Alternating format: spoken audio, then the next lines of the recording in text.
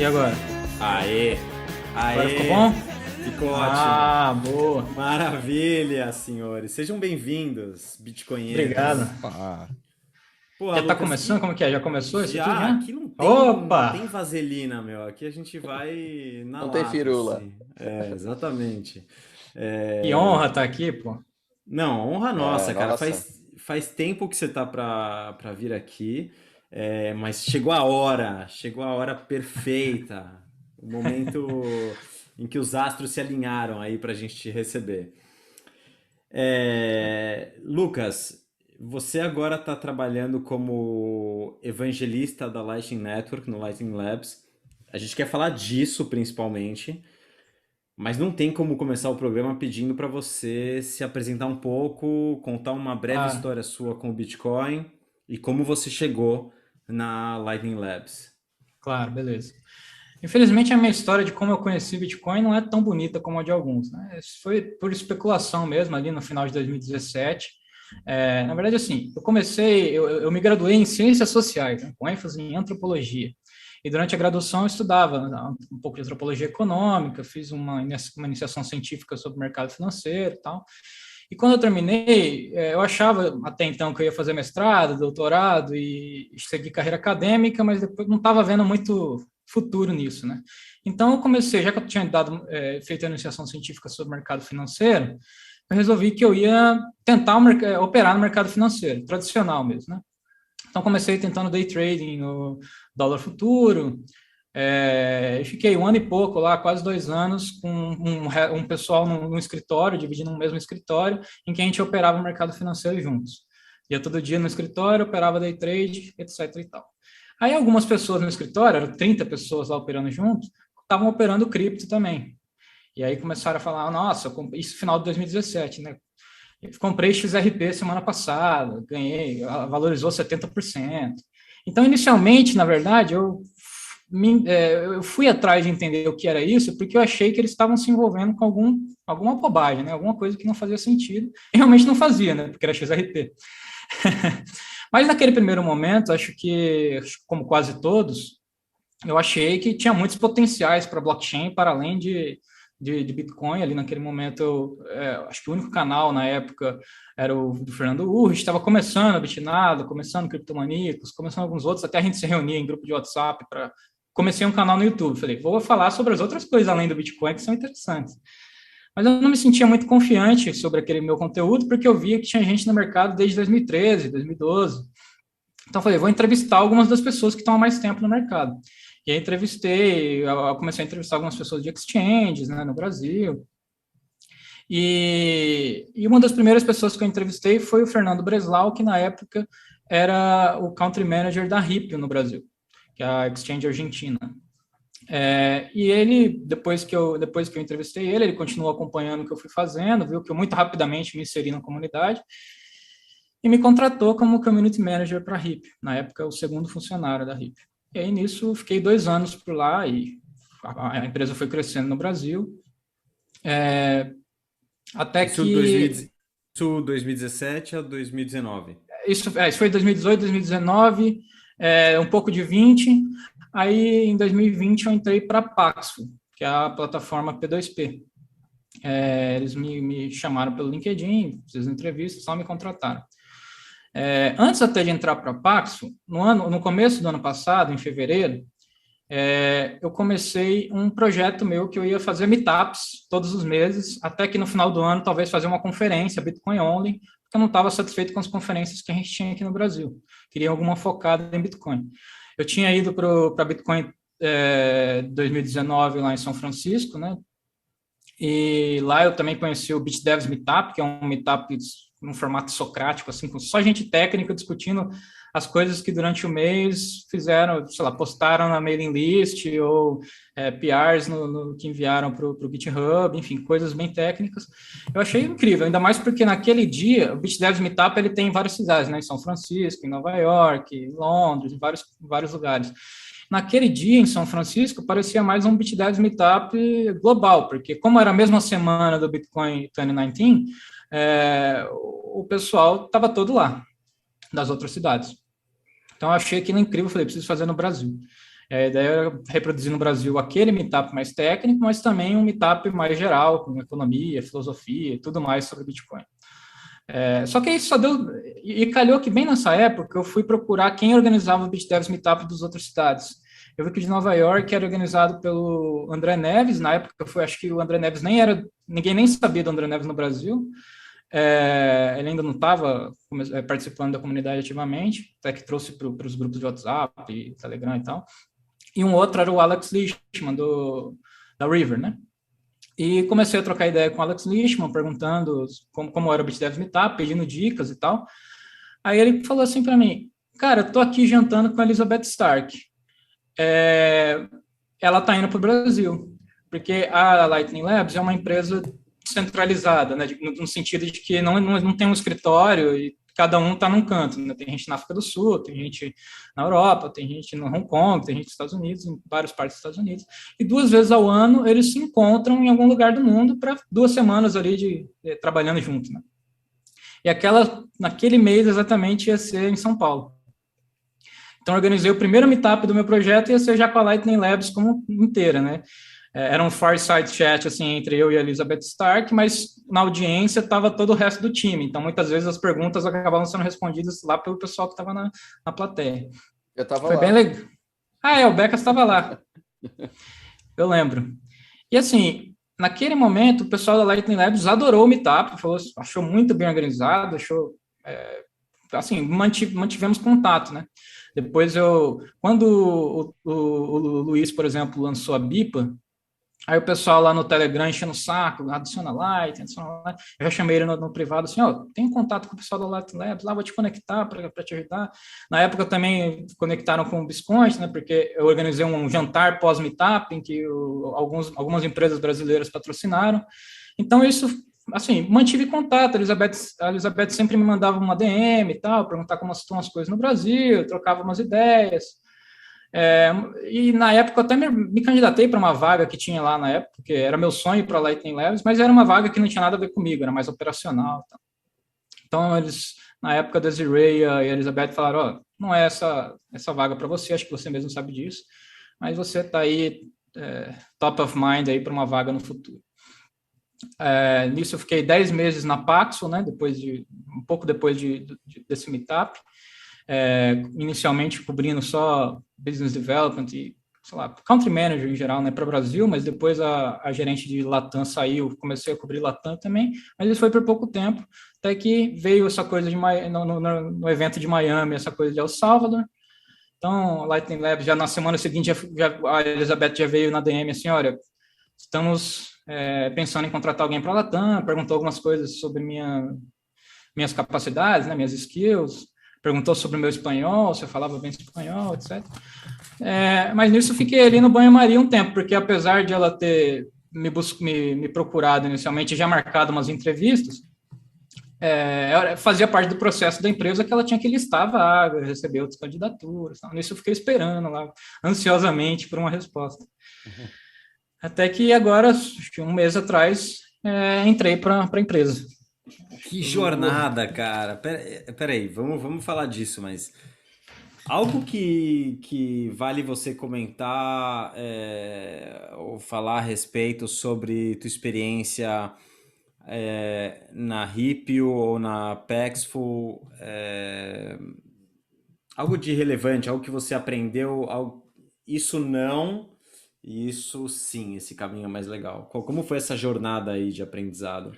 Ou talvez até antes, né? Bom, você falou um pouco da parte de quando você começou com os trades, né? Uhum. Mas minha pergunta, reformulando assim, de maneira objetiva, nessa sua jornada, quais foram os aprendizados até chegar no Lightning Labs?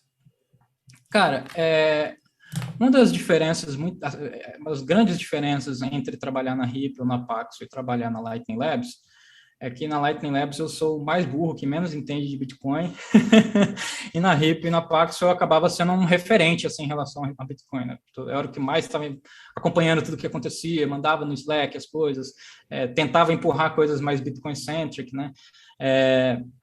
Então, essa é uma das grandes diferenças assim, em termos de foco. Né? E acho que também qualquer serviço sobre o Bitcoin ou sobre Lightning tem determinados trade-offs que você tem que escolher enquanto business, que caminho seguir. Às vezes, enquanto business, faz mais sentido ir por um caminho que não é o que você talvez iria ideologicamente, né?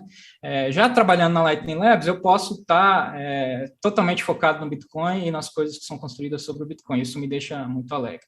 Mas eu aprendi muito na RIP e na Paxos, porque minha carreira praticamente foi inteira aí no mercado cripto, digamos, né? E sempre tive uma posição muito aberta em ambas as empresas. Não era só a pessoa fazendo marketing, ou só a pessoa fazendo business development, eu fazia muito pouco de tudo, produto, ia me envolvendo com tudo, até porque era, tanto na RIP quanto no Brasil, na Paxos, era um dos poucos no Brasil, então acabava fazendo muita ponte para as coisas no Brasil. Então, Desculpa, eu acho que Fala, desculpa. Pode falar, pode falar. Não, eu fico curioso. Acho que a resposta mais direta e superficial pode ser óbvia, mas eu fico curioso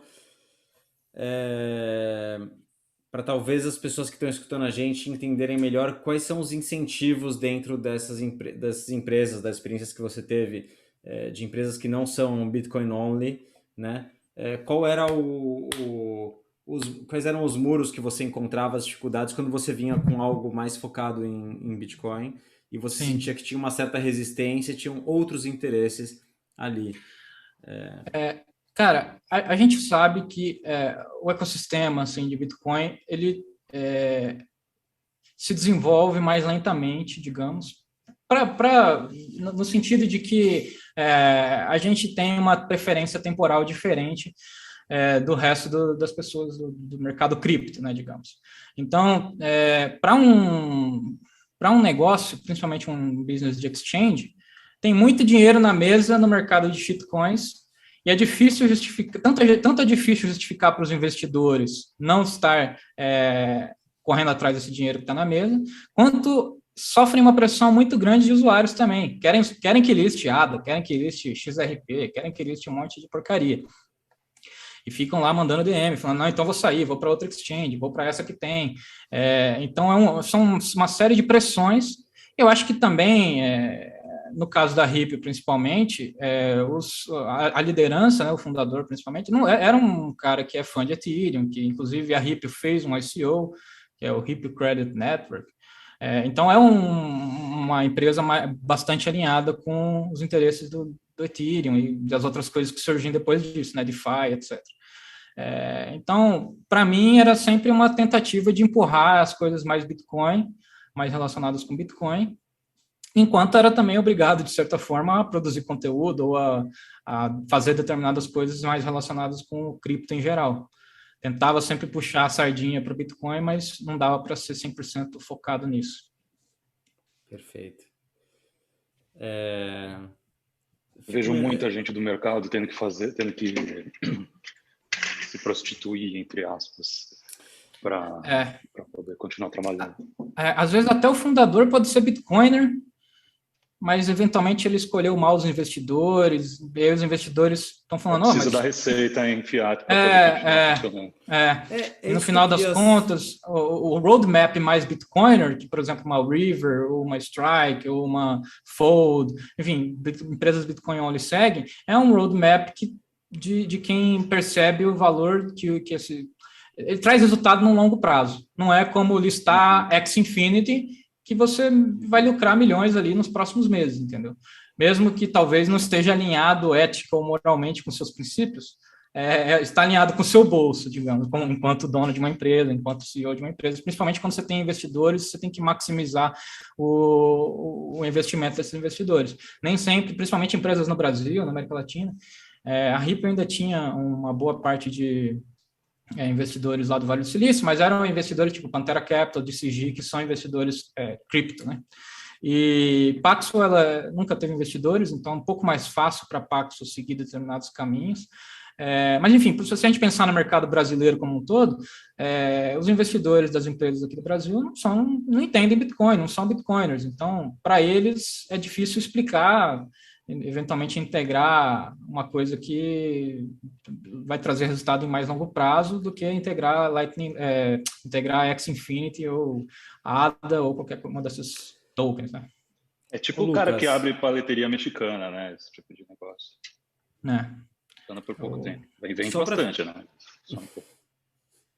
Só para ficar mais claro, é claro e é óbvio que não existia uma homogeneidade, um bloco único de pensamentos nesses outros lugares que você trabalhou, mas o que você vê como pensamento mais predominante? É uma visão de que não, eu entendo que Bitcoin é a única coisa que vale, é a única coisa que faz sentido, mas tem outras coisas aqui na mesa que eu posso ganhar um dinheiro e converter para Bitcoin, opção A. Opção B, não, Bitcoin é legal, mas cara, tem Ethereum também, que é É, animal, tem outras coisas que são animais, ou não. Nada, tudo disso é só uma oportunidade de curto prazo para eu converter para fiat. Qual, tá. qual que era o Eu, eu, pensamento eu acho que predominante? tem, eu acho que tem vários caminhos diferentes a depender da empresa, né? Eu acho que no caso da Ripple era genuíno que eles acreditavam que Ethereum vai trazer um novo mercado financeiro descentralizado, tudo vai ser sobre Ethereum e coisas assim. Bitcoin é o store of value, mas várias das coisas interessantes estão sendo construídas no Ethereum.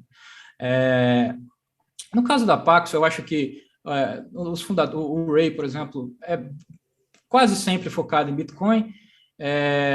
Ele tem uma pegada bem interessante na forma como ele olha a África, por exemplo. Os países africanos eram alguns dos países africanos eram nossas maiores bases de usuários, né? Ele tem uma visão interessante de como ele percebe os potenciais desses lugares. Acho que o que aconteceu na Paxos é que ela cresceu também muito rápido e acho que muitas dessas empresas acabavam contratando pessoas de produto, pessoas de devs, de tecnologia, etc., e não tinha bitcoiners o bastante para estarem nessas posições, então acaba trazendo gente de produto de outras indústrias que chegam e falam, olha, tem várias outras coisas interessantes para a gente fazer, vamos testar isso, vamos testar aquilo. Ou então os próprios usuários começam a pressionar para determinadas coisas serem listadas. Pô, por que você não tem isso? Eu vou para outra exchange, então, vou mudar para essa.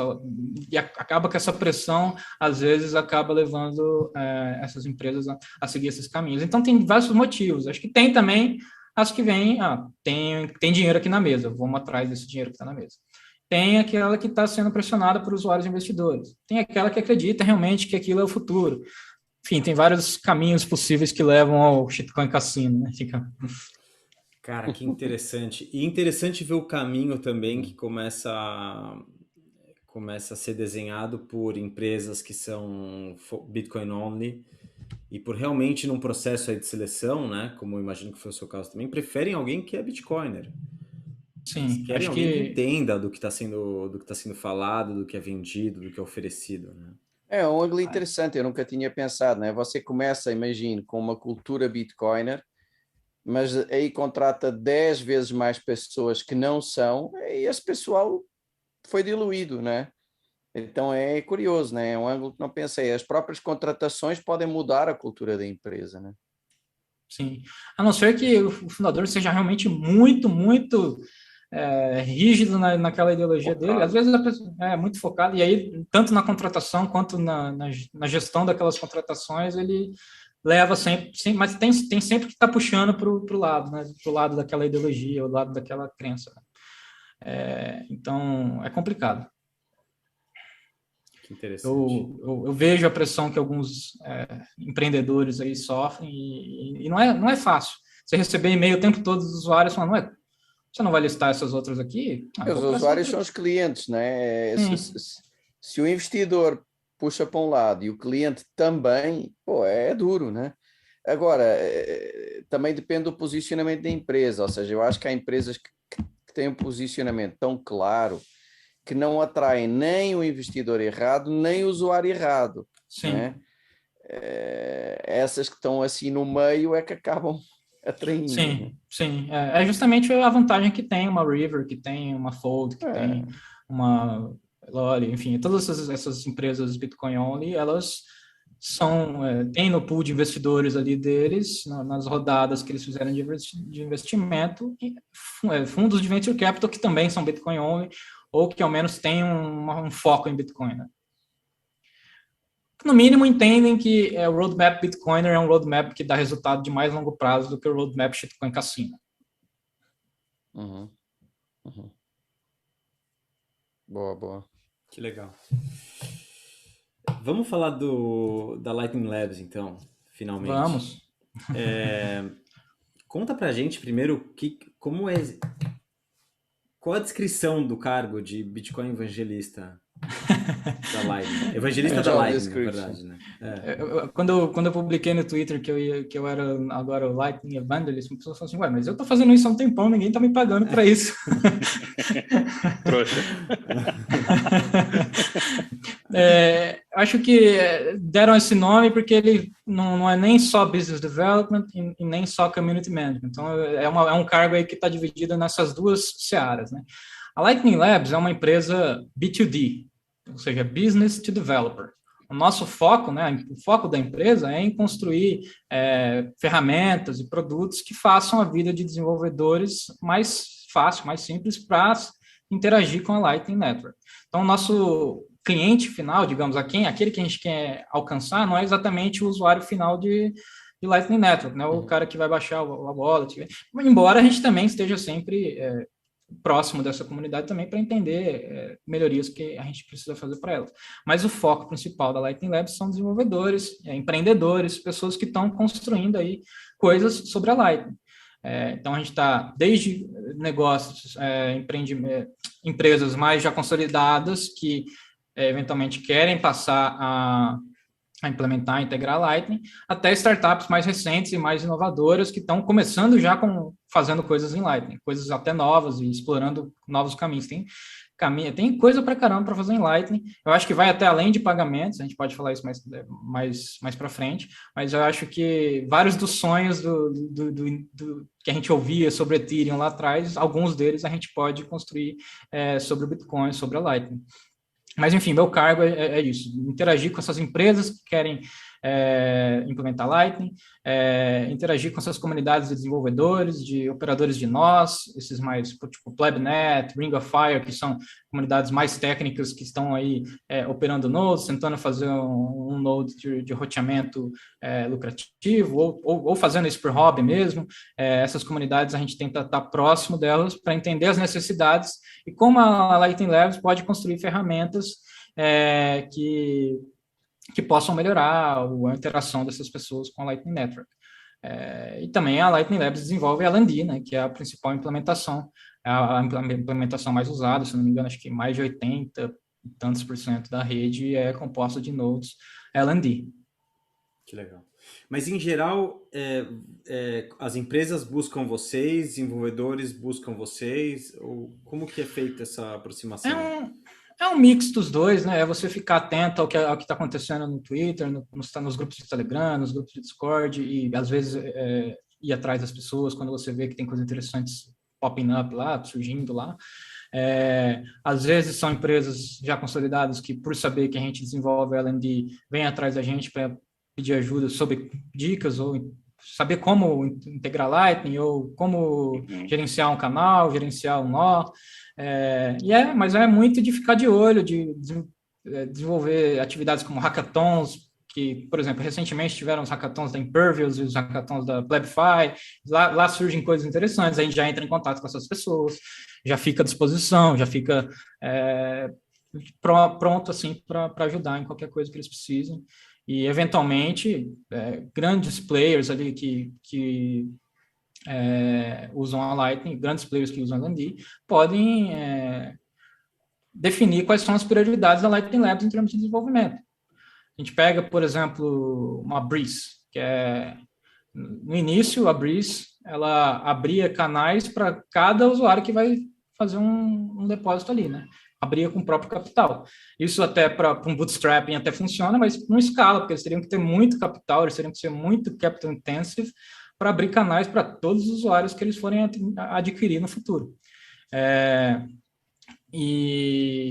E algumas coisas que eles precisam, por exemplo, a gente tem o Lightning Pool, a gente pode falar mais à frente o que significa o Lightning Pool, Lightning Loop, mas dentro desse produto, determinados caminhos do roadmap dele podem ser influenciados pelas necessidades da Breeze, ou pela necessidade da Sphinx, ou pela necessidade da Zebedee.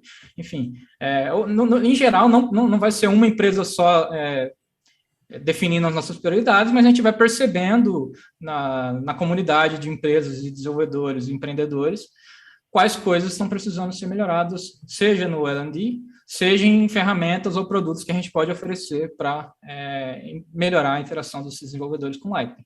Então é isso, a gente precisa sempre de mais desenvolvedores. Uma das minhas missões vai ser começar a ter desenvolvedores aqui do Brasil, da América Latina, começando a construir, experimentar coisas com Lightning. Se você é um desenvolvedor e está assistindo aí o canal do Bitcoinheiros, entre em contato. Se tem alguma ideia, entre em contato, venha conversar, a gente pode interagir, trocar ideias sobre essa sua solução que você está pensando em desenvolver. Ou se você já está fazendo, mas não divulgou, pode entrar em contato também para pedir ajuda. A gente está aqui à disposição para trocar ideias e para entender as suas necessidades.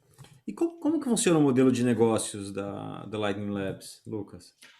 É justamente desenvolver produtos e ferramentas que possam melhorar, digamos, as dores dos usuários Lightning Network. O primeiro ponto que a gente atacou enquanto empresa, e no futuro podem vir outros produtos baseados em outras necessidades, mas o primeiro ponto que a Lightning Labs percebeu como um problema e então desenvolveu produtos em cima para resolver esses problemas foi o problema de liquidez, de liquidity management, né? Gerenciar a liquidez. Às vezes conseguir inbound liquidity não é fácil, a ideia de você ter que fechar um canal todas as vezes em que você esgotou a liquidez e abrir de novo não é tão interessante, enfim. Por isso surgiram produtos como a Lightning Pool e a Lightning Loop, né? Primeiro a Lightning Loop, que é um submarine swap, ou seja, você abre um canal com alguém, você faz um loop out, você envia fundos on-chain e recebe na Lightning. Então, você meio que balanceia o seu canal usando o Lightning Loop. Ou a mesma coisa se você quisesse fazer o balanceamento do outro lado, né? No caso, você enviaria off-chain e receberia on-chain. Então, a Lightning Labs tem esses nós, o nó da Lightning Loop, e oferece esse serviço. E a gente ganha fees ali oferecendo esse serviço. E tem a Lightning Pool, que é um marketplace para você comprar também inbound liquidity. E lá também a gente recebe uma parte das fees. Eu não sei dizer como... É lucrativa essa operação? Então, eu não sei dizer não tive acesso a quão lucrativo isso é hoje, mas acho que também não é o que a gente está buscando hoje, ser lucrativo. A gente tem investidores, a gente tem investidores, inclusive, alinhados com a preferência temporal necessária para quem entende Bitcoin, né? Então, não é o que a gente está buscando agora, não é lucro, e sim crescer a rede. Crescendo a rede, no futuro a gente vai lucrar, vai encontrar maneiras de lucrar. Então, hoje não é... Eu não sei dizer, não tenho... Mas não existe um roadmap, claro, que vocês, como modelo de negócios para seguir lá no futuro, quando o mercado estiver mais consolidado? Então, essas ferramentas de liquidez são uma das apostas, né? E aí depois tem outras coisas que vai amadurecer. Porque acho que liquidez vai ser sempre uma questão que vai precisar ser gerenciada. O que a gente vai fazer é cada vez abstrair isso mais do usuário final, principalmente porque não vai ser todo mundo que vai ser tech-savvy bastante para ficar gerenciando liquidez, sabendo com quem abrir canal. Tanto que o Lightning Loop, por exemplo, tem o Auto Loop, que você coloca lá determinadas configurações de quanto você quer ter de inbound liquidity, ou quanto você aceita pagar de taxas, etc. Ele vai fazendo automático para você. Eu acho que a nossa visão é que, pelo menos a minha, não sei, acho que eles compartilhariam dessa visão, que a gente vai ter um futuro em que talvez o nosso router aqui de internet vai ser um Lightning Node também, e ninguém vai precisar ficar gerenciando nada, porque vão existir ferramentas fazendo isso por você. Da mesma forma que a gente não fica descobrindo como rotear nossos dados na internet, né? Perfeito.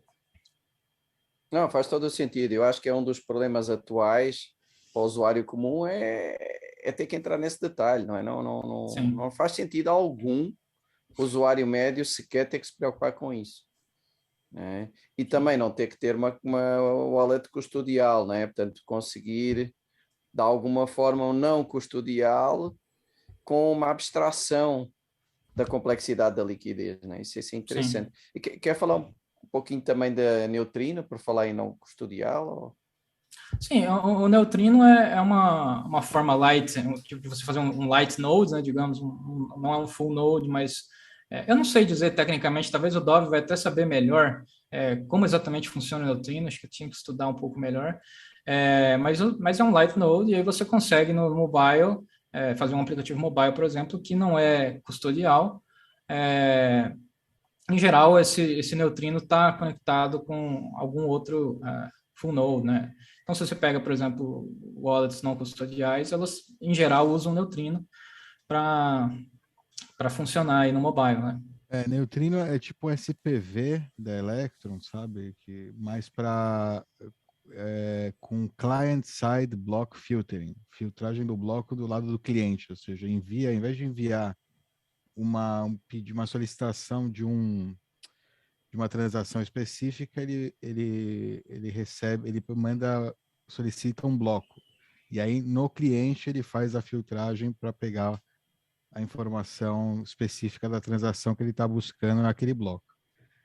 Isso é um neutrino, mas a Lightning Labs soltou uma carteira neutrino aí e acho que é das poucas carteiras Lightning que não renderam. Você tem alguma informação? Não sei o que aconteceu com essa carteira. Acho que foi, sim, eu acho que foi um pouco justamente o que eu vinha falando Perdi uns antes, satoshis nessa carteira aí. Eu também. Sério? Mas era tipo demo, não é? Ou seja, mas por falha minha. minha. O que eu fiz foi, eu mandei uma quantia, óbvio, foi falha minha. Eu mandei uma quantia teste, né? Como eu sempre faço. Só que eu fui totalmente reckless. Eu falei, não, eu vou deletar essa porra agora e quero ver se eu vou conseguir recuperar a carteira, né? E nunca mais consegui recuperar. Mas era tipo demo problema recuperar também. A minha pergunta a ideia é aquilo ser uma plataforma para o pessoal fazer implementações próprias. E essa wallet era uma demo da tecnologia ou não? Tipo, claro, demo que funciona, né? Mas a ideia é os outros usarem, né? A plataforma Neutrino para desenvolver wallets.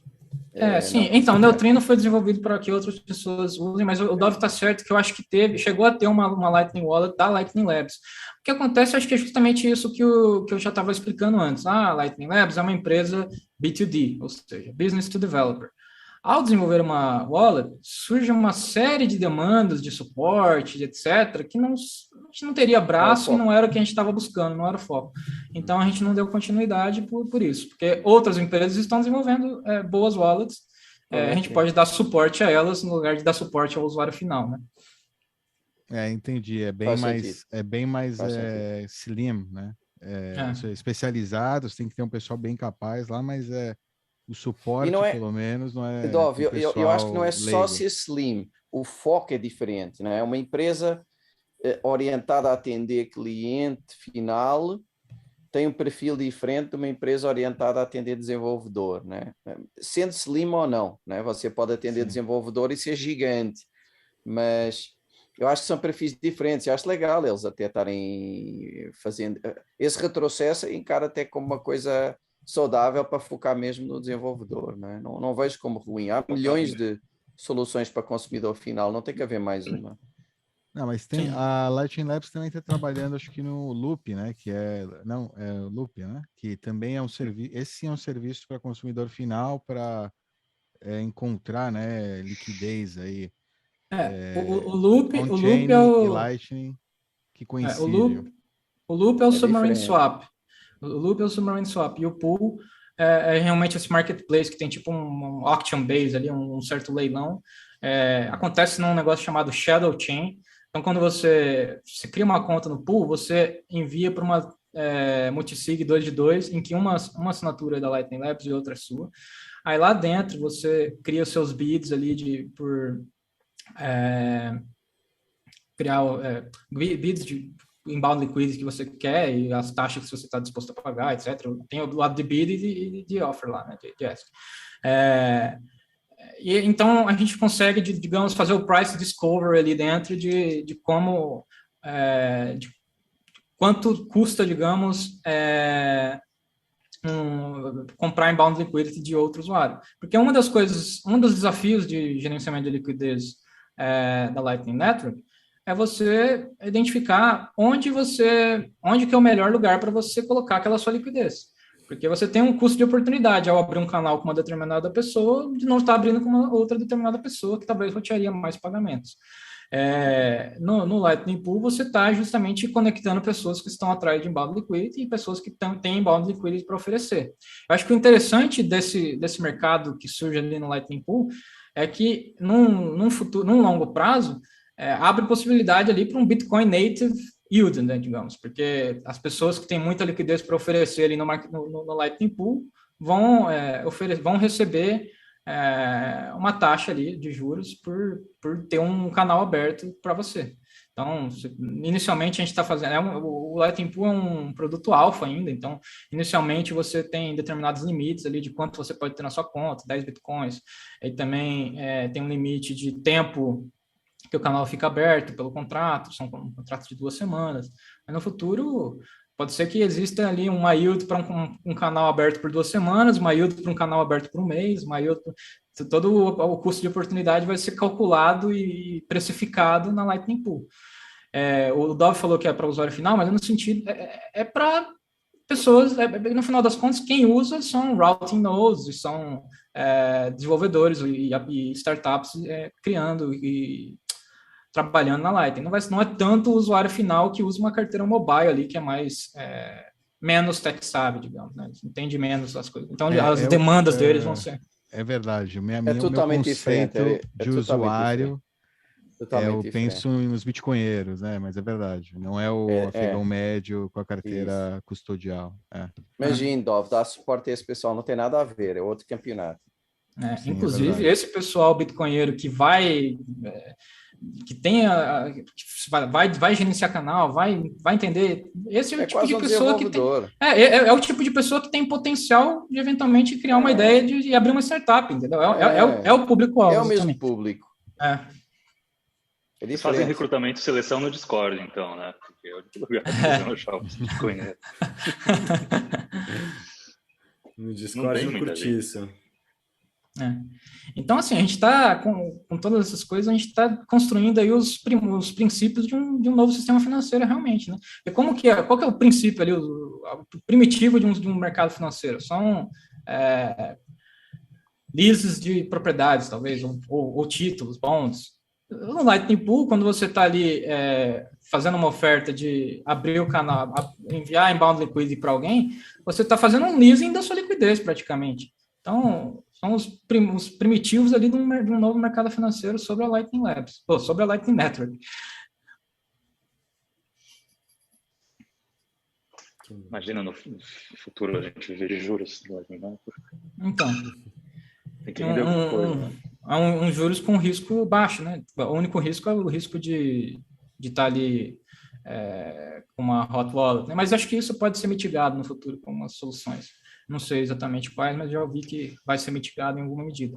Mas fora isso, é riskless, né? Porque todo o contrato ali, a forma como é feito, apesar de ser uma multisig 2 de 2 entre a Lightning Labs e a pessoa que está vendendo essa liquidez para ter uma conta na Lightning Pool, tudo é aprovado no client side. Então, a Lightning Labs não tem poder de enviar nada, de transacionar nada, sem o cara estar aprovando no client side. E aí ela faz essa shadow chain, que é o shadow chain, faz todo o market making, como fala, match engine ali das ofertas, uma auction-based match engine, digamos, e conecta as melhores pessoas também. Tem um sistema de reputação, então se você, sei lá, fica offline, depois você vendeu seu inbound liquidity, você diminui sua reputação, provavelmente você vai, na próxima vez, você vai ter mais dificuldade de conseguir vender seu inbound liquidity.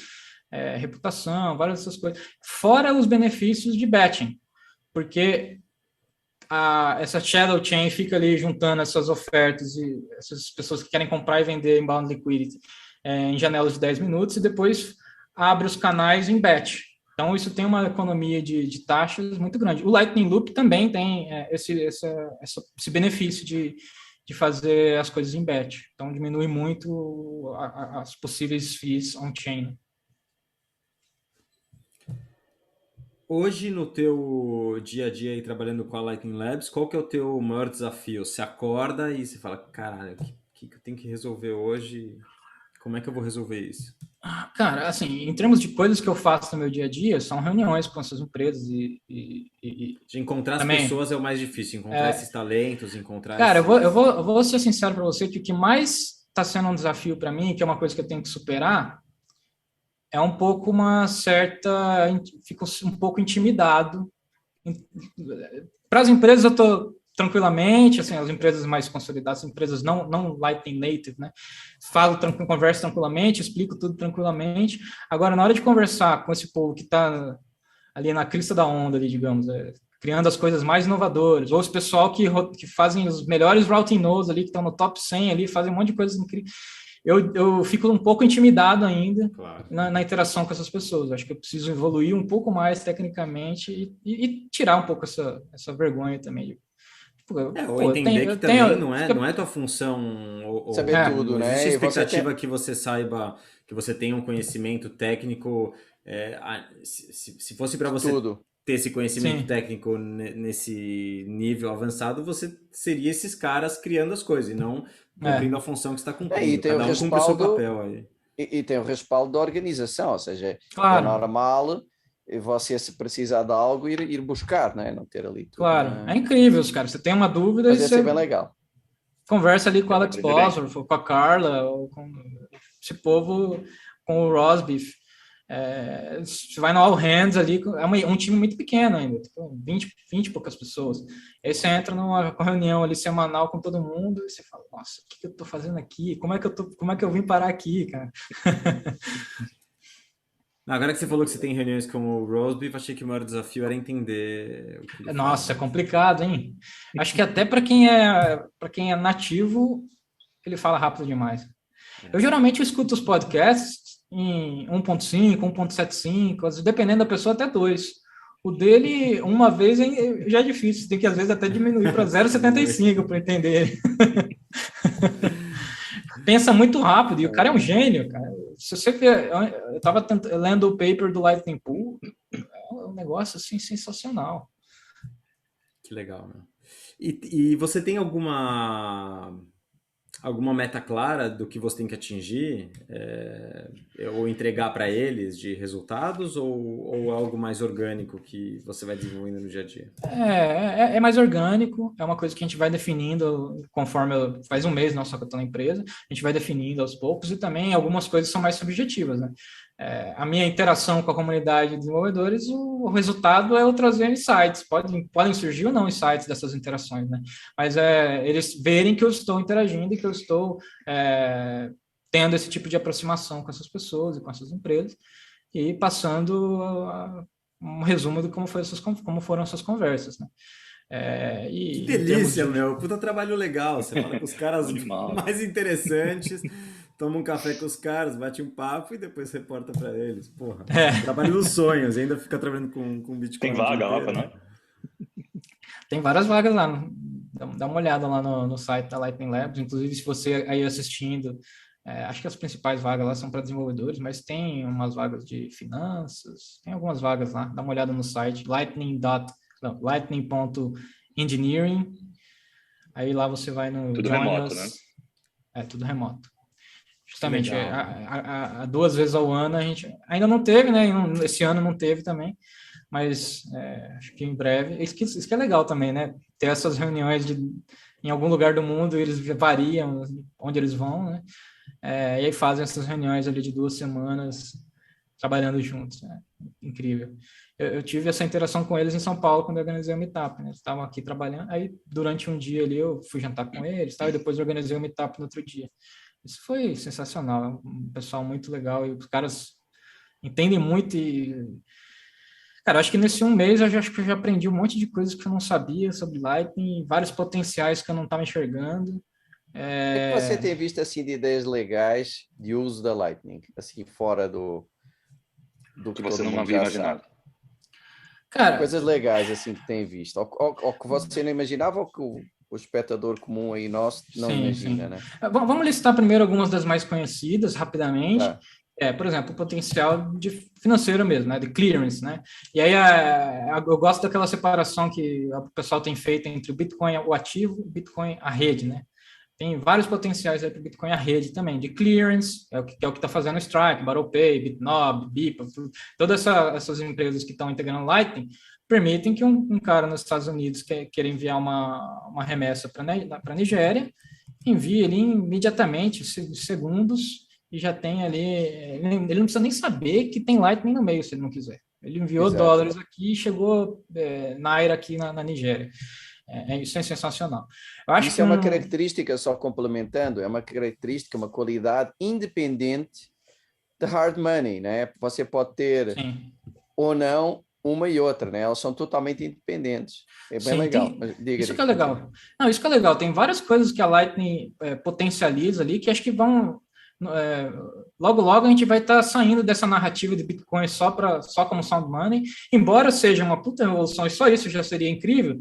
Eu acho que eu vou falar daqui a pouco, mas primeiro vamos listar algumas outras, né? Gaming, eu acho que tem potenciais interessantes, o pessoal da Thunder Games, de Satoshi Game, enfim, esse pessoal criando games com Lightning, eu acho que tem um potencial interessante principalmente de trazer a adoção de pessoas novas, né? Que eventualmente vem pelo game, mas acaba depois sem fricção, né, meu? Já tá nativo stacking sats ali, né? Acho que o earning no sentido de sats back também é impressionante, né? A Fold já falou que até o final do ano que vem vai ficar Lightning only, tipo, vai ficar full Lightning, ou seja, só vai poder sacar os earnings lá via Lightning. Tem o Value for Value, né? Que é o que vocês até já estão usando, né? Vocês estão na Sphinx, né? Recebe alguns satoshinhos lá ou não?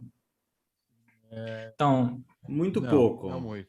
Não muito. Ainda é uma mais, agora menos.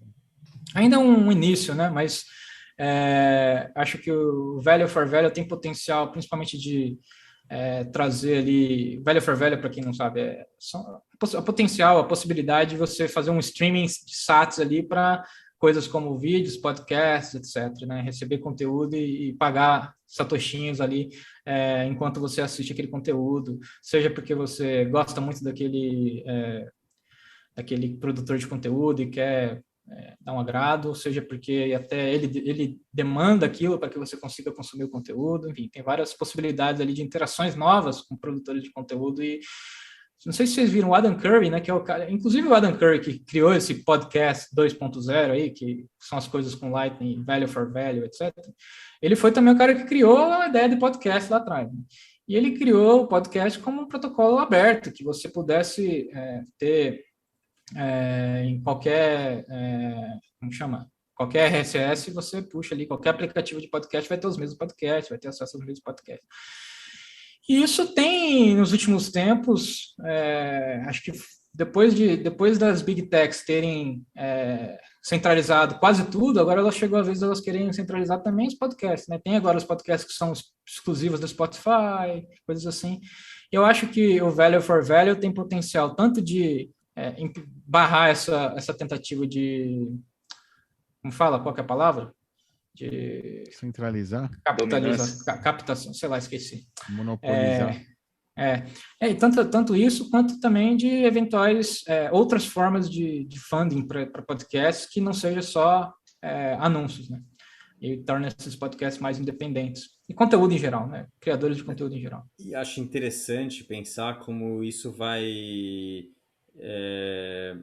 revolucionar a produção de conteúdo, né? No sentido de que hoje, a partir do momento em que o cara começa a pagar e a outra ponta começa a receber por minuto, né? Ou por tempo em que aquele outro usuário está assistindo o conteúdo, o ganho de eficiência é enorme. Ou seja, se o conteúdo é relevante e o cara continua escutando o seu conteúdo, ótimo, você está ganhando com isso. Se o cara começa a assistir depois de 15 minutos e não está mais afim, o conteúdo deixou de ser interessante, ele desligou, cortou a sua rentabilidade. Aí, né? Então, imagina o ganho de eficiência de comunicação. Não vai precisar ficar enfiando o patrocinador no podcast, né? Também. Não, e de qualidade de conteúdo, né? Ou seja... Você tem um feedback muito direto, né? Você tem um feedback muito direto, né? Uma parte que foi muito boa, o cara manda um boost.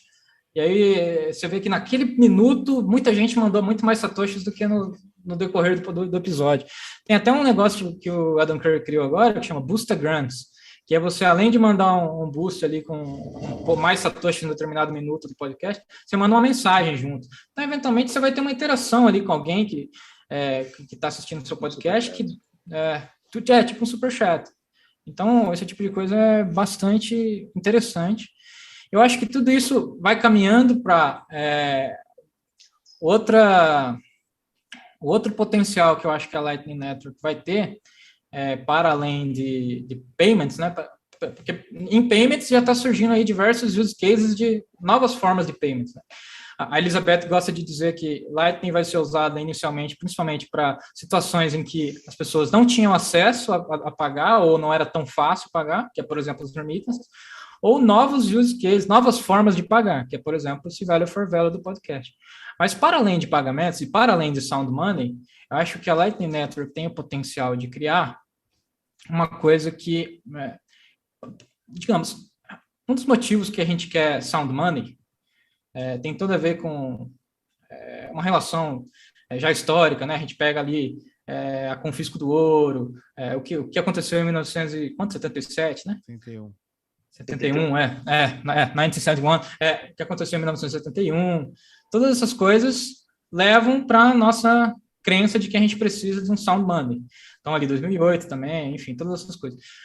Qual que é outro ponto muito importante para você conseguir ter, digamos, resistência a estados muito autoritários e coisas assim? Porque eu fico muito empolgado, por exemplo, com aqueles textos do Alex Gladstein, falando do uso de Bitcoin em determinados locais mais autoritários e tal, os potenciais que aquilo tem para a liberdade, né?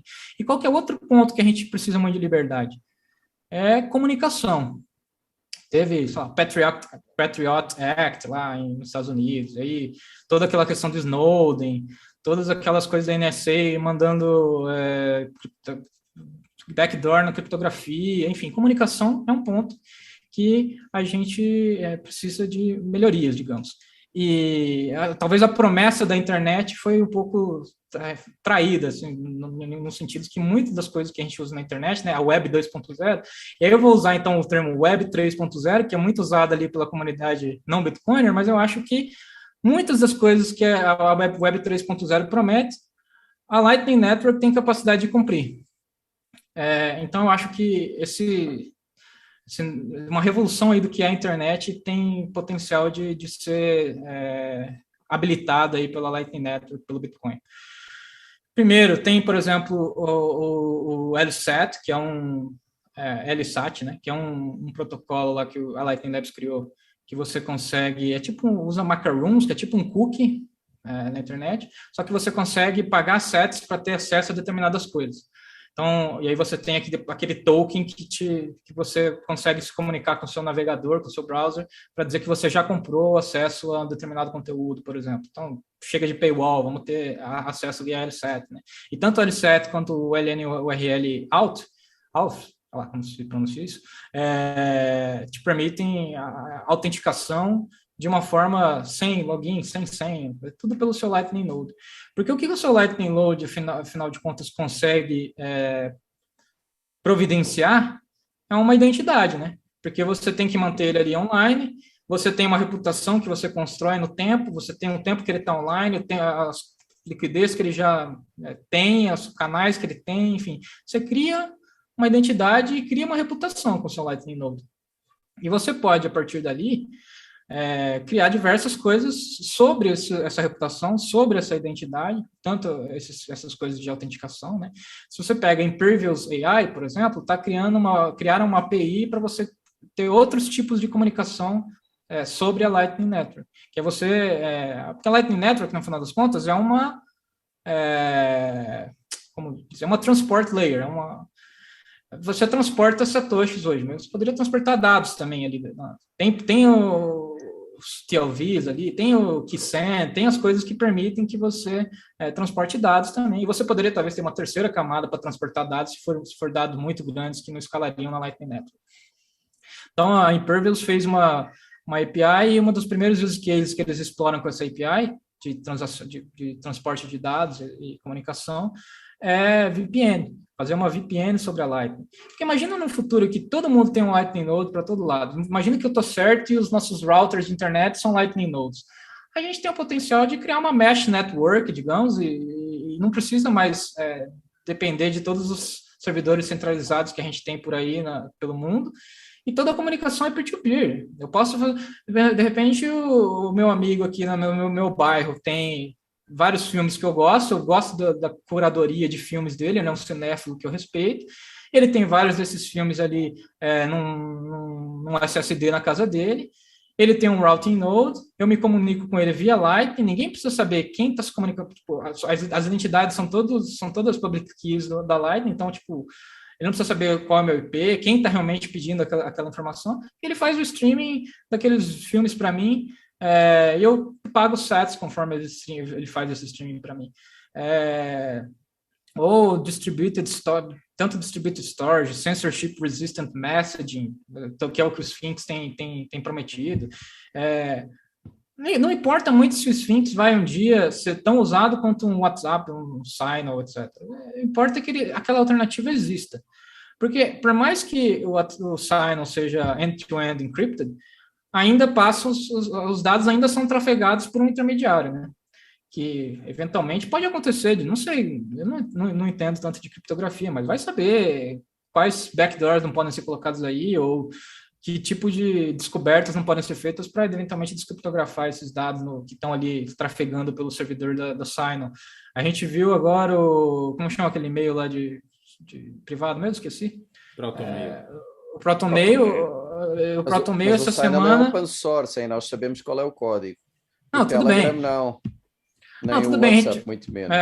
Tudo bem, por mais que a gente saiba qual é o código do Signal, ainda assim os dados trafegam por um servidor centralizado, digamos. Ou mesmo que seja mais de um, então, trafegam ali. E a gente viu que o ProtonMail essa semana revelou IP e algumas outras informações do pessoal acho que uns ativistas lá de clima, alguma coisa assim, né? Youth for Climate, alguma coisa assim. Era mentira, então, que eles não logavam. Eu acho que eles responderam que eles não logam, mas que eles, sob um pedido da polícia, eles passam a logar. Então, eles têm a capacidade de fazer o log. Então, digamos, eu não logo, mas se a polícia me pedir, eu ligo a chave ali e começo a logar. Então...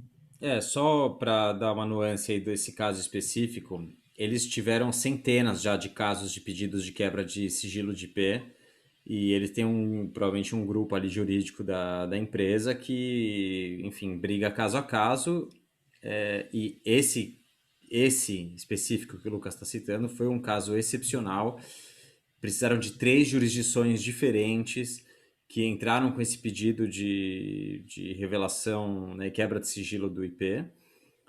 Agora, também tem uma coisa do usuário, né? Porque ele poderia ter acessado o Proton via Tor e aí o log dele não teria sido registrado. Então também... eu acho que o meu ponto não é nem crucificar o ProtonMail, nem nada disso. É que a partir do momento em que as coisas trafegam por algum lugar central, elas têm o potencial de alguma maneira de vazar, né? Agora, imagine que todo mundo, ainda mais com o Umbrel adicionando um monte de outras coisas que você pode ter ali no serverzinho deles, pode ter um próprio servidor de storage, de repente hospedar o próprio e-mail, enfim. Não estou dizendo que todo mundo vai fazer isso no futuro, mas existem ali potenciais de coisas que podem ser feitas usando toda essa mesh network que vai acabar sendo criada aí, com todos os Lightning Nodes conectados, porque a forma como a Lightning Network funciona em termos de roteamento é muito parecida com o Tor, a tecnologia é muito parecida. Então, eventualmente, você vai ter... E hoje, um dos problemas do Tor é que não tem muitos nodes, porque não é incentivado, né? Não tem nenhum incentivo para você rodar um node de Tor. Então, imagina uma routing network incentivada, né? Que você tem um incentivo. Eventualmente, o Tor no futuro vai ser sobre a Lightning, porque você vai poder... mas assim como você não tem, não sei, tentando botar um pouco de pimenta aí na história, assim como não tem tanto incentivo para você rodar um Node Lightning, né? Então a história de ter um decentralized storage de informação, de fotos, de seja lá o que seja, ou de você poder enviar mensagens de maneira privada, rodando pelo seu próprio Node, encriptando e sem passar por um servidor de intermediário, é uma ideia... Ou receber juros. é excelente, mas tem que ver quais são os seus incentivos e a facilidade para que o usuário médio faça Você uso vai disso. cobrar sats pelo acesso a essas coisas, né? Se você for ver os vencedores ali do hackathon da Impervious, tem, por exemplo, o BitSwarm, que é tipo um marketplace para seeding de torrent. Você cria ali uma oferta de que você vai fazer o seeding, desde que a pessoa que quer esse seeding pague sats ali, faça um streaming de sats por aquilo. Ou eventualmente tem aquele World Computer também, que foi o vencedor do hackathon. Vários serviços de acessos de desenvolvedores podem dar para as suas APIs, eles podem cobrar sats por esses acessos. Todo o tráfego de informações é feito via Lightning, de forma toda criptografada e tal. Então, por exemplo, vamos supor que a gente tem determinados provedores dessas VPNs aí via Lightning, né, usando essa API da Impervious. Eu posso hoje, no lugar de eu sempre me conectar com sei lá, qual que é a VPN que vocês usam aí? Não tem nenhuma VPN aqui. Digamos a Proton. Digamos que a Proton. Ao invés de você conectar com elas, cada vez você conecta com um routing node que oferece esse serviço de VPN. Ainda tem uma jurisdição diferente. Pode ser que hoje você se conecte em uma jurisdição que você precisa ter acesso a determinada coisa, amanhã você se conecta a uma outra jurisdição.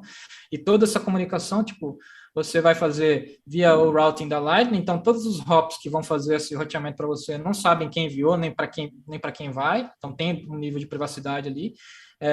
E a própria VPN, a única coisa que sabe de você é o seu public key da Lightning, não sabe seu IP, não sabe nada. Então, acho que tem aí um potencial de Web3 aí na Lightning que ainda é pouco explorado, mas tem um potencial aí mas isso muito é factível interessante. e em que prazo isso é factível, se for? Não sei dizer isso, não sei te responder. Sei que é factível. Porque teria que ser um crescimento orgânico, né, para chegar nisso. Sim, eu acho que é uma coisa de bem mais longo prazo, não é um negócio que a gente vai ver nos próximos 2, 3 anos, mas a gente já está vendo as pessoas explorarem isso, né? A gente já está vendo as pessoas explorarem isso que é legal.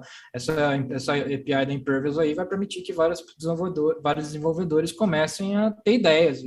O que a gente pode fazer com isso, né? Pode começar com pequenos use cases, pequenas coisas, igual como tudo começou no Bitcoin. Começa com pequenos use cases, daqui a pouco a gente está ali com El Salvador adotando Bitcoin, né? Tipo, então, eu acho que eu fico bastante empolgado com esse tipo de coisa.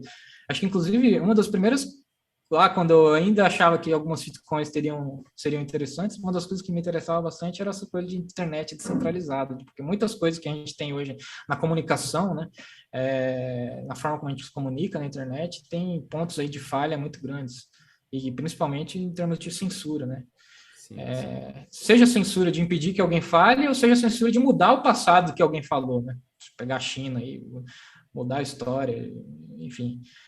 Esse tipo de coisa pode ser melhorado aí com Bitcoin. Eu acho que o Bitcoin fixes money, but fixes a lot of other things too. Corrige Bitcoin pode ter um potencial aí de ser, para além de corrigir o sound money, corrigir outras coisas. E uma coisa que eu às vezes penso um pouco, que a Lightning, ela em parte, a meu ver, ela concorre um pouquinho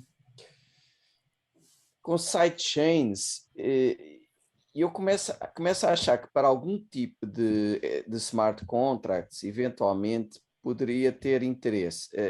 Penso, por exemplo, no seguinte: vocês têm visto alguns projetos interessantes de exchange descentralizada em Lightning? Tipo, por exemplo, para resolver a questão do depósito garantia, como o BISC, coisas assim, usar os canais, deixar ali um dinheiro empatado. Não sei, tem visto alguma coisa acontecer nessa área? Porque eu veria com muito bons olhos uma BISC Lightning em que o depósito fica nos canais, né? Em vez de ficar ali parado sem fazer nada. Sim. Eu acho que até a tecnologia baseada em como foi construído o protocolo do Lightning Pool, acho que tem potenciais de ter usos, né, em use cases como esse, porque tem esse negócio da shadow chains, em que você poderia ter uma exchange que tem uma shadow chain, que faz essa 2 de 2 aí com o usuário, e a exchange tem uma das assinaturas e você tem a outra, mas você aprova as coisas no client side. Acho que teria coisas interessantes para fazer aí. Tem a Island Markets, tem a Collider, que estão fazendo algumas coisas de derivativos em que você faz deposita a margem ali via Lightning. Ainda não é também DEX também, não diria que é DEX, mas tem um elemento ali de usar Lightning de uma forma para facilitar, né? Porque eu acho que HFTs vão usar Lightning sem dúvida, né? Porque HFTs estão sempre buscando a forma mais rápida e barata de gerenciar ali as margens deles, né? E Lightning é a única coisa que é Mas eu digo até instantânea, para uma digamos, em coisa mais comparação com... simples como não derivativos, que óbvio aí é uma área ampla, né? Mas até coisas simples como uma exchange peer-to-peer, né? As exchanges têm vários problemas, né? Tem problema de taxa, tem problema de velocidade, mas também tem o problema de ter que ter um depósito, garantia, quando você quer começar a comprar e vender, não é? Como faz a BISC, né? E a Lightning resolve vários destes problemas, ou seja, o cara faz a transação, ela é instantânea, não tem que estar à espera de não sei quantas confirmações, e o dinheiro que ele tem que ter parado, que é um dinheiro que não serve para nada, o dinheiro que você deixa parado na BISC é usado para quê? Para nada, não é? O seu depósito BTC na BISC, ele poderia ser usado em canais Lightning, não sei, estou aqui só pensando alto, seria interessante se alguém estivesse fazendo alguma coisa nessa área, pelos vistos não, né? Cara, o projeto TBD lá do Jack, lá do Twitter, eu acho que é alguma coisa com DEX, né? E eles querem usar Lightning de alguma maneira, mas eu acho que ainda é uma coisa que eu não sei te responder qual seria a estrutura disso, eu acho que o pessoal ainda tem que descobrir algumas coisas de como, alguns problemas, como resolver e tal, mas eu acho que esse projeto da Square lá, porque a Square, ela deu um dinheiro para o Square Crypto, para eles desenvolverem o que eles quisessem, e aí eles desenvolveram o LDK, essas coisas que mas agora acho que o Jack quer ter um outro braço desenvolvendo coisas em Bitcoin que ele possa dar o caminho, né? Que é o que ele quer. Tipo, isso, tanto aquele negócio da hardware wallet que ele mencionou, e também tem essa DEX aí, que é o projeto TBD lá, TBD Decided. Então, acho que tem coisas que vão ser exploradas. A própria Lightning Labs, a gente tem uns produtos, isso, assim, não tem muita coisa divulgada sobre isso, e eu mesmo não tenho muita informação sobre. Mas em breve deve surgir alguma coisa relacionada com, primeiro, stable chains, né, que acho que vocês já devem ter visto em algum lugar no Twitter alguém mencionando, que é você fazer... Eu não sei se vocês já cobriram aqui no canal DLCs, né, que é Discrete Log Contracts, que são tipo uma espécie de smart contract em Bitcoin, que você precisa de um Oracle lá você pode fazer bets, né? Tipo, apostar quem é o vencedor da eleição. Quem está fazendo isso é o pessoal da Assured Bits, tem o pessoal da Crypto Garage também que está fazendo. E o Oracle pode ser qualquer coisa, pode ser uma conta no Twitter, e esse Oracle não precisa nem saber que ele está sendo o Oracle da sua aposta ali. Ele pode ser um Twitter feed ali que fala do resultado da eleição, por exemplo, e você usa ele como Oracle. Enfim, tem coisas aí que você pode fazer com DLCs, e uma delas é você fazer um contrato por diferença. Tipo você fazer um short na BitMEX para ficar redeado, digamos, você teria isso num canal em que uma pessoa quer estar long e uma pessoa quer estar short, elas fazem esse DLC entre elas ali dentro da Lightning, e aí você tem, digamos, um stable chain, né? Um canal stable ali, porque se uma pessoa está short, Isso, outra esse está tipo long. de coisa que também que eu penso. Exatamente. Isso é uma das coisas que a gente está trabalhando internamente, é um projeto do Rosbif. Um outro projeto que ele tem também é uma coisa que não Mas tem nenhum desculpa, detalhe, Lucas, que é uma melhoria. Desculpa. Não, só para não perder, porque está associado ainda a esse primeiro, que é juntar um long e um short não é muito diferente, claro, tem a diferença que é só em BTC, né? Mas não é muito diferente juntar um cara que queira comprar e outro que queira vender Bitcoin, né? Então, acho que há aí todo um potencial enorme nessa área. Mas continuo, peço desculpa. Não, tranquilo. Eu acho que tem um potencial enorme. Eu não estou tão up-to-date, assim, tão atualizado em todos os avanços para te falar todas as coisas que estão explorando nesse sentido. Que acho que algumas até são muito pessoal explorando ainda sozinho, sem divulgar muito. Esse, por exemplo, da Stablechain, eu já ouvi algumas pessoas mencionando, mas não vi nada, tipo, publicamente explicando exatamente, porque acho que é uma coisa em desenvolvimento, né? Também tem o RGB lá, que era o pessoal que estavam fazendo coisas de tokenização sobre a Lightning. que eu acho que tem alguns problemas lá, se eu não me engano, assim, não que eu acho, porque eu não sei avaliar se tem algum problema lá, mas o pessoal o Rosbeef tem umas ideias para melhoria daquilo lá, para um protocolo parecido, para o mesmo objetivo, mas com algumas outras configurações ali, mas enfim, são coisas que ainda estão por vir aí no futuro que eu não tenho detalhes. Eu acho que tem muita coisa que vai ser explorada. No final das contas, o Bitcoin tem determinadas capacidades ali de contrato, né? São mais complexos do que e menos flexíveis do que no Ethereum, por exemplo. Mas tem determinadas capacidades ali que tanto é que foi o que possibilitou a Lightning, né? O que possibilitou os canais de pagamento. E é o que vem possibilitando os DLCs. Então, eu acho que tem coisas aí que a gente nem está acompanhando e que são sensacionais que vão vir aí pela frente aí no Bitcoin, na Lightning. Eu estou bastante... Parece que você nunca acaba de conhecer tudo o que está acontecendo, né? É impressionante. Muito legal. E não vai acabar mesmo, né? Porque estamos apenas no começo dessa jornada. Muito no começo.